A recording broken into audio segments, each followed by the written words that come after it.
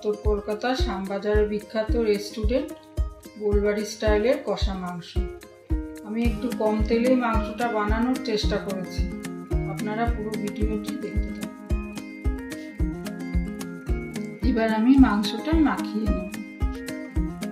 এখানে আমি 5 থেকে 700 গ্রাম মটন নিয়েছি, অল্প চর্বিযুক্ত মাংসই নিয়েছি।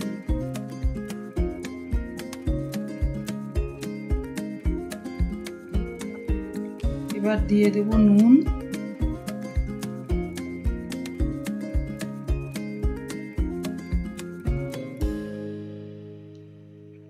দিয়ে দেব হলুদ গুঁড়ো,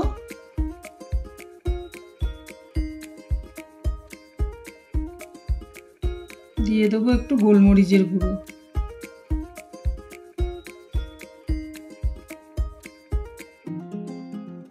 দিয়ে দেবো ধনের গুঁড়ো,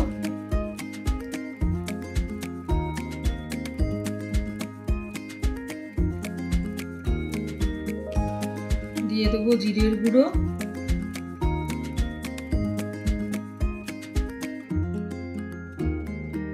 আর দেবো আদা রসুন। এবার আদা রসুনটা দিলাম মাখানোর সময় 1.5 চামচ দিলাম, পরে আবার কষানোর সময় তখন দেব। নিয়ে নেব কাশ্মীরি লঙ্কার গুঁড়ো,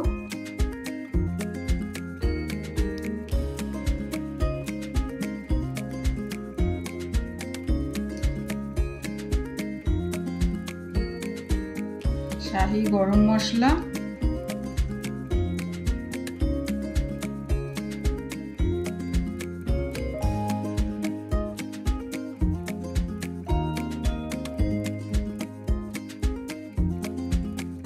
সর্ষের তেল,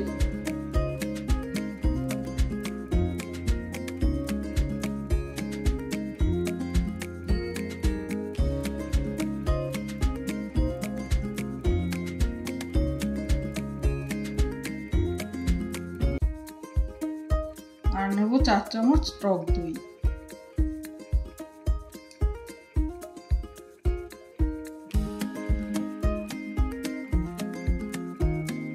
এবার সবটা ভালো করে ম্যারিনেট করে নেব, যাতে মশলাগুলো মাংসের সাথে ভালোভাবে মিশে যায়।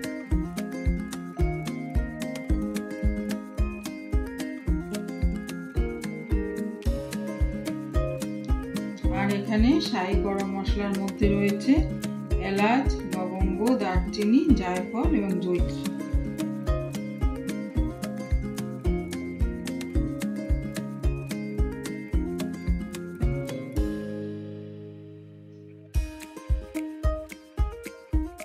এবারে আমি 2 ঘন্টা ম্যারিনেট করে রেখে দেব। এখানে আমি 3টের মতো পেঁয়াজ কুচিয়ে ভেজে নিয়েছি, লাল করে ভেজে নিয়েছি। এবারে আমি মিক্সিতে পেস্ট করে নেব। তেলে দিয়ে দেবো একটু চিনি, রংটা আনার জন্য।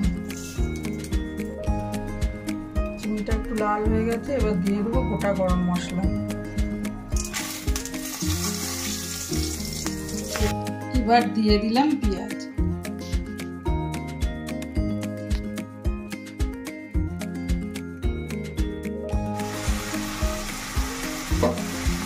পেঁয়াজটা একটু লাল লাল হয়ে গেলে আমি আদা রসুন দেবো।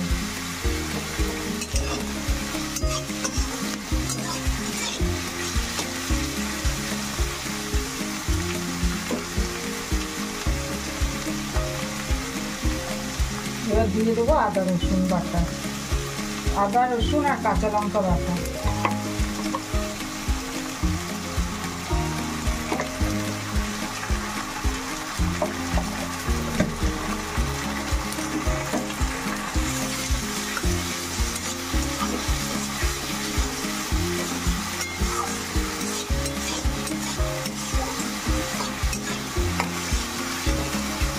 এবারে যে ভাজা পেঁয়াজটা আমি পেস্ট করে রেখেছিলাম সেটা দিয়ে দেব।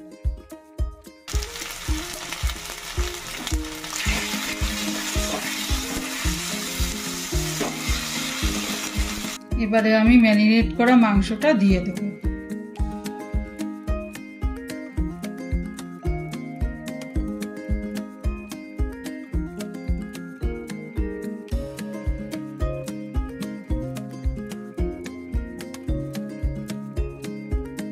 এখানে আমি 5 চামচের মতো কাঁচা পেঁপে বাটা দিয়ে দিলাম। মটনে যদি কাঁচা পেঁপে বাটাটা দেওয়া যায় তাহলে খুব তাড়াতাড়ি মাংসটা সিদ্ধ হয়ে যায়।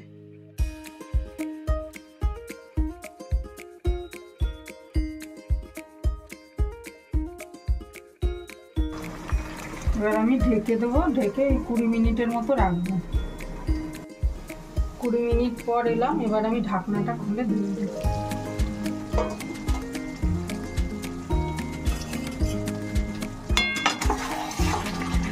এবার আমি দিয়ে দেবো এর মধ্যে তেঁতুল গোলা জল।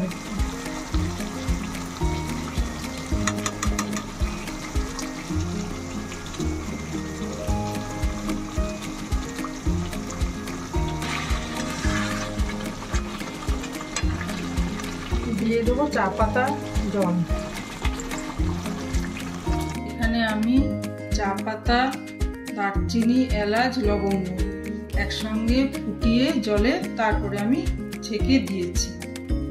আর এই মাংসের মেন উপকরণই হলো লিকার চা আর তেঁতুল। আমি ঢেকে দেবো 30 মিনিটের জন্য। ঢাকনাটা খুলে দেখি,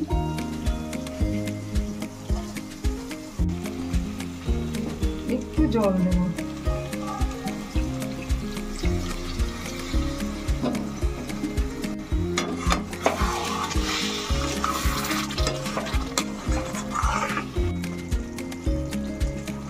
এবার আমি দেখবো মাংসটা সিদ্ধ হয়েছে নাকি।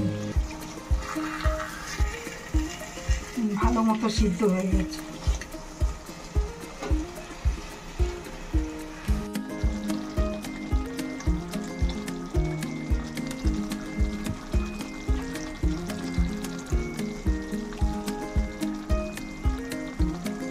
আর 5 মিনিটের জন্য ঢেকে তারপর নামিয়ে দেবো। ঢাকনাটা খুলে দেখবো। গোলবাড়ি স্টাইলে মাংস কষা রেডি। এবারে আমি নামিয়ে নেবো।